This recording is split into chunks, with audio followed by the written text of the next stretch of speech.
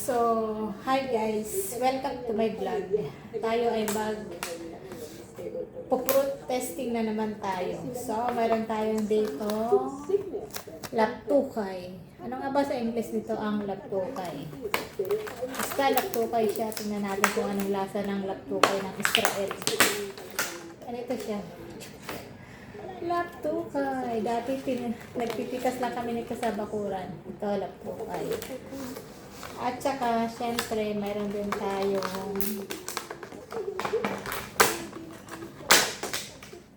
strawberry. Meron din tayong strawberry. Let's take. Bango pala. Bango ah. So, ito ang bango. Ang bango. So, tikman na natin. So, tikman muna natin itong may ibang strawberry. Fresh na fresh.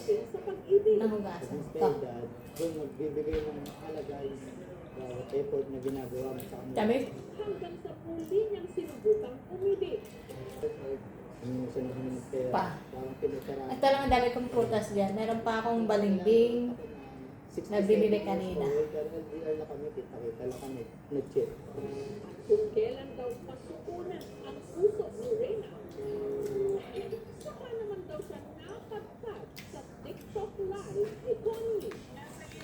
Naaliw ako sa kanya sa pananalita niya. Habang lumilipas yung oras, sabi na ulit mo yung ulit sa kanya. Niloko niya ako, sabi niya, crush kita.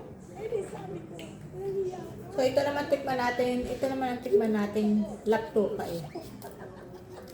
Ayan lang yan. Ang tingin ko naman sa kanya, hindi naman siya nag-review. Hindi ko naman sasabihin. Naiba, no? Kasi kami makupa si Rosana Roses Naiba.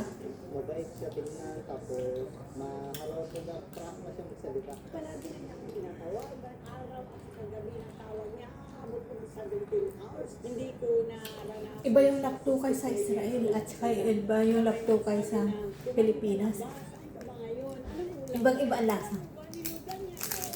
Ako naman sila. Ito parang solid, parang konti ang tubig. Naalala ko yung laptukay sa Pinas, maraming tubig. Pag kinagat mo, may tubig-tubig. Gabi na, Ito solid siya. ang grabe na yung kakulitan niya. Sabi ko, alam Pero ito, pag kinagat mo, Hindi ka nagiging kanay. Kaya kasi napilitan siya. sabi ko, sige, jowa na tayo. ano ito pala to? Tayo. Inaulaga ka lang pala, sumo ka lang. Good morning, love. Sabi ko, ay, gusto pala tayo nito. Love na. Kaya, Hindi siya matubig, parang malaman siya. Ang laptukay sa Pinas, o baka ibang klase to.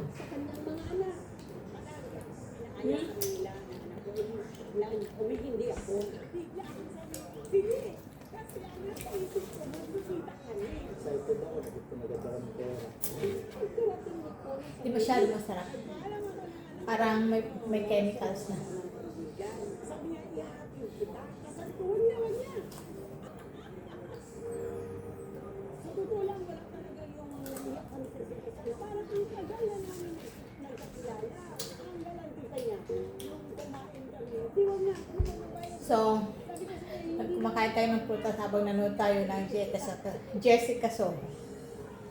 Pero ayoko na. Tama na. Sa chat. sabi niya, sa may red building, hindi ko lang alam kung ano yung red building. Sabi ko, sige, pala niya, kaya ko. Yun, Okay, enough na.